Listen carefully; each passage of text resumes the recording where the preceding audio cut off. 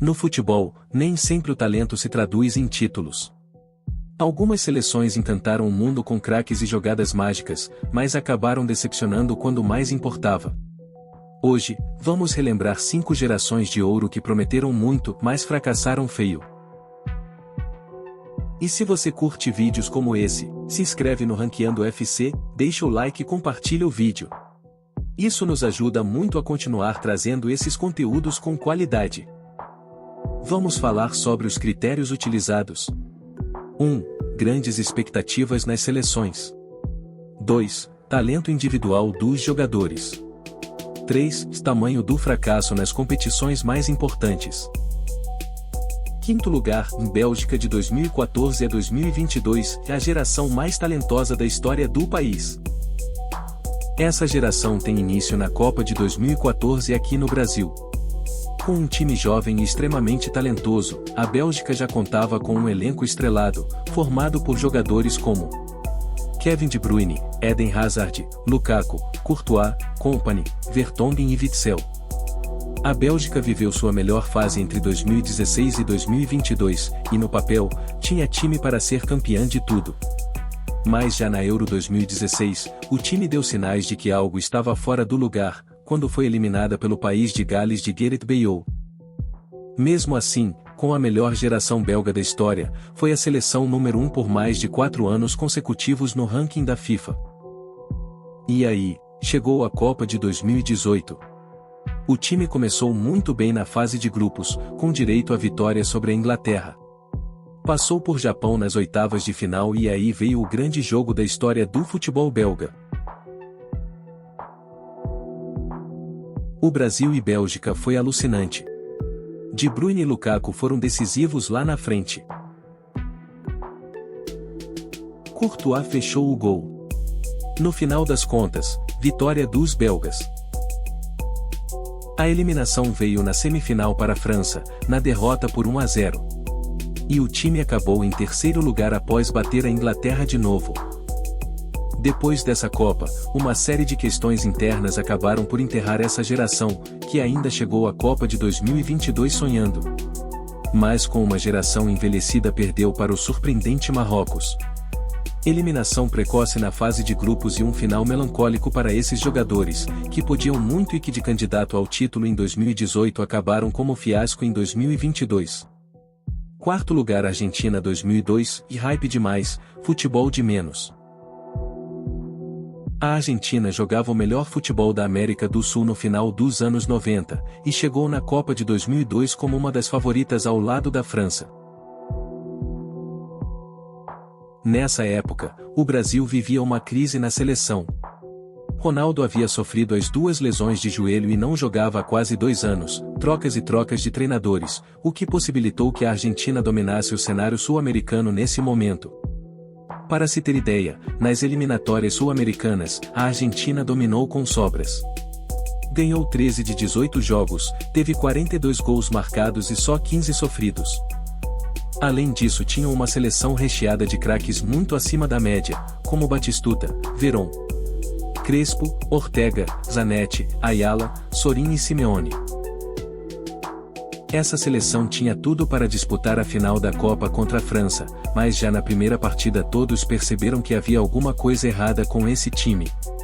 Vale dizer que nessa Copa, a Argentina caiu no grupo da morte, que era formado por Nigéria, Suécia, Inglaterra e a própria Argentina. Na estreia, uma vitória magra sobre a Nigéria por 1-0 com gol do craque Gabriel Batistuta.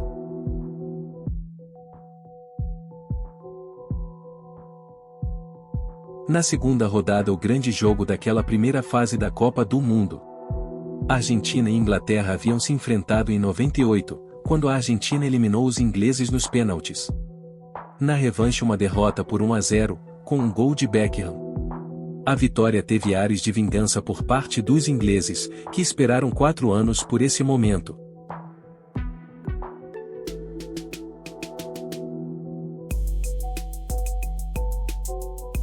Na partida final, o jogo era de vida ou morte contra a Suécia. A Argentina precisava da vitória de qualquer jeito.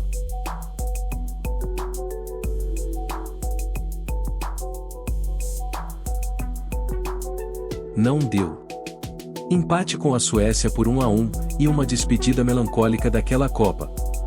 Esse jogo marcou a despedida de Batistuta da seleção, e gerou uma crise que duraria anos, até surgir um tal de Lionel Messi por lá. Terceiro lugar, França 2002. Do céu ao inferno. A França era de longe a melhor seleção do mundo no final dos anos 90 e começo dos anos 2000. Eles tinham conquistado a Copa de 1998, a Euro de 2000. E tinham Zidane como o melhor jogador do mundo quase de maneira unânime naquele momento. Além disso, eles não tinham falhas em nenhum setor daquele time, contando com craques em todas as posições do campo. Vieira, Makelele, Thuram, Barthez, Desailly, Petit, Zidane, Henry e Trezeguet. A França dava medo em qualquer seleção do mundo. A França era líder isolada do ranking da FIFA e chegava à Copa de 2002 para defender seu título como a grande favorita para o bicampeonato. Mas uma simples lesão acabou com o sonho do bicampeonato. Zidane havia acabado de ser campeão da Champions pelo Real Madrid fazendo um golaço na final. Mas chegou na Copa de 2002 com uma lesão muscular que o tirou das duas primeiras partidas da Copa. Pelo grupo que haviam caído, mesmo sem Zidane, a expectativa era que eles passassem em primeiro ganhando os 3 jogos. A França caiu no grupo A, junto com Dinamarca, Uruguai e Senegal, com quem fariam a partida de abertura da Copa. Mas essa estreia ficaria marcada com uma das maiores zebras da história das Copas. A França estava irreconhecível, e foi envolvida pelo bonito futebol dos africanos. Bouba Diop fez o gol que deu a vitória aos senegaleses e ligou um alerta para os franceses. Será que seria possível classificarem sem Zidane? No segundo jogo, um empate com o Uruguai, o que fez Zidane ter que voltar no sacrifício para a última partida da primeira fase contra a Dinamarca. O jogo seria de vida ou morte. Zidane tentava, corria, chutava, deu a vida naquele jogo, mesmo assim, não foi o suficiente. A Dinamarca ganhou por 2-0, eliminando a França e chocando o mundo do futebol. A França foi eliminada da Copa sem marcar um único gol. E de campeão mundial teve uma eliminação vexatória na fase de grupos. Nossa medalha de bronze. Segundo lugar. Holanda de 1974 a 1978. O carrossel sem taça. Em 1974, a Holanda revolucionou o futebol com o carrossel holandês e o conceito de futebol total. O time comandado pelo lendário técnico Rinus Michels e dentro de campo pelo gênio Johan Cruyff, jogava com posse, movimentação e troca de posições, algo totalmente novo para aquela época. Cruyff havia vencido 3 Champions de forma consecutiva pelo Ajax, e junto com craques como Neskins, Rezenbrink e Rudi Krol, chegaram na Copa de 1974 como os grandes favoritos. E a verdade é que a Holanda desfilava em campo. Golearam a Argentina por 4-0, venceram o Brasil por 2-0 na segunda fase. E chegaram na final contra a dona da casa, a Alemanha de Franz Beckenbauer como os favoritos ao título. A final ficou na história. De um lado Beckenbauer, do outro Cruyff. Mas parecia questão de tempo para a Holanda levantar o título. A Holanda abriu o placar com menos de 2 minutos de jogo sem a Alemanha tocar na bola. Um pênalti indefensável para o lendário goleiro alemão Sepp Maier. Mas a frieza e o pragmatismo alemão acabaram falando mais alto no final. Comandados por Gerd Müller, a Alemanha virou o jogo para 2-1 em uma das maiores viradas da história das Copas. Franz Beckenbauer ergueu a taça, e a Alemanha mostrou porque até hoje é uma das seleções mais respeitadas do mundo.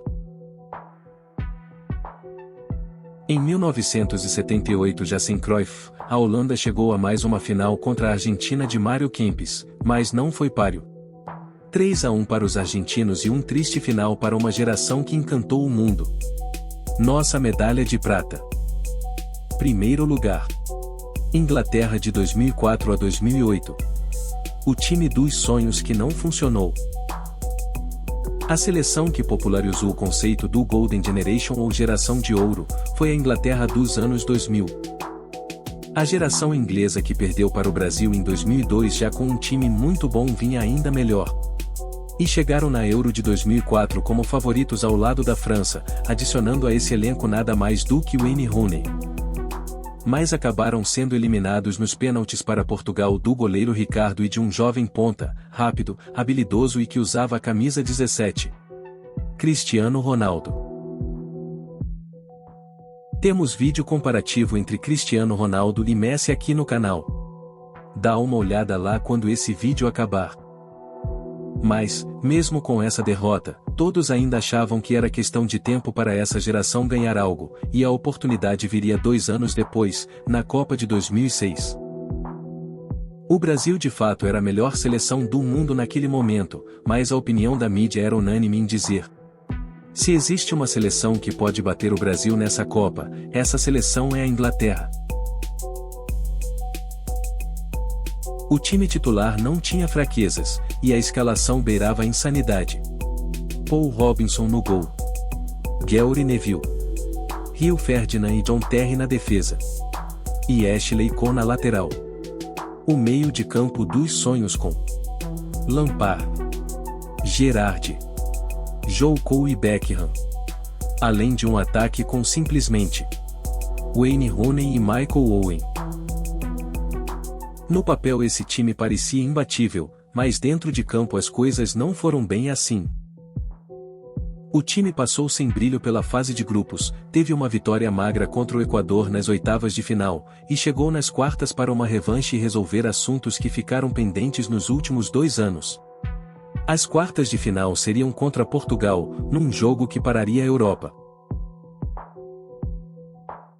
O jogo foi morno, é verdade, mas poucos sabiam que as emoções ficariam para o final. Rooney acabou sendo expulso, dando um adeus melancólico para aquela Copa. E após o 0-0 no tempo normal e prorrogação, o jogo foi novamente para os pênaltis. Os ingleses viram um velho conhecido sair como herói naquela noite. Ricardo pegou as cobranças de Gerrard e Lampard. E Cristiano Ronaldo garantiu a classificação dos portugueses.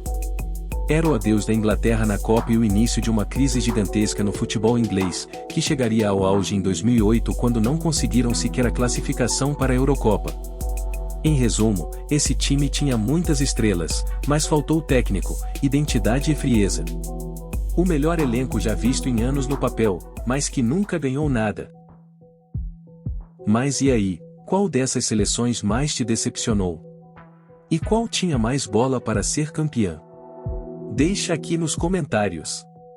Se gostou desse conteúdo, se inscreva no nosso canal, deixa o like e compartilha com os amigos. Isso nos ajuda muito. Um abraço e até a próxima lista, aqui no Ranqueando FC.